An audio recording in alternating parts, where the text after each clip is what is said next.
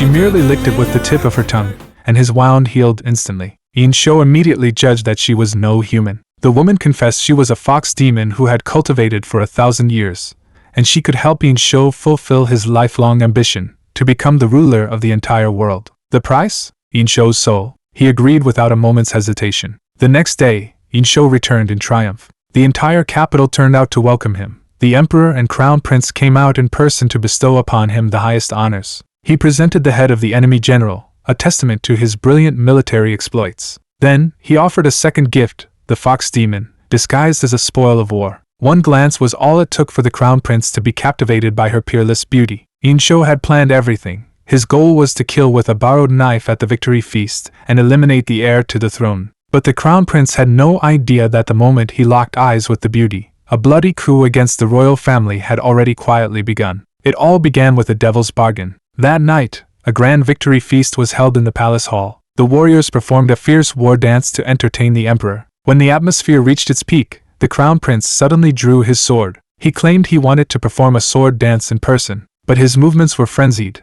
his eyes empty, and murderous intent oozed from every step of his dance. The next second, he turned without warning, his sword pointing directly at the emperor on the throne. Everyone present was caught off guard by this sudden turn of events. The crown prince, seemingly possessed, began attacking the guards and ministers around him indiscriminately. As the heir apparent, the guards dared not kill him. They could only retreat step by step, trying to subdue him. The scene spiraled completely out of control. In the chaos, the crown prince turned his target to Jiuj and charged at him with his sword. This was the most crucial part of Jiuj's plan. A loyal warrior from the hostage brigade saw this and immediately stepped forward, shielding Jiuj with his body. In the split second when swords clashed, everything fell silent. When everyone came to their senses, the crown prince lay in a pool of blood dead. The guard had accidentally killed the heir to the throne in the melee. He collapsed instantly, knowing that killing the crown prince was a heinous crime punishable by the extermination of his entire clan. But Jiuj calmly helped him up and announced publicly that this man had fought to protect him. Not only was he innocent,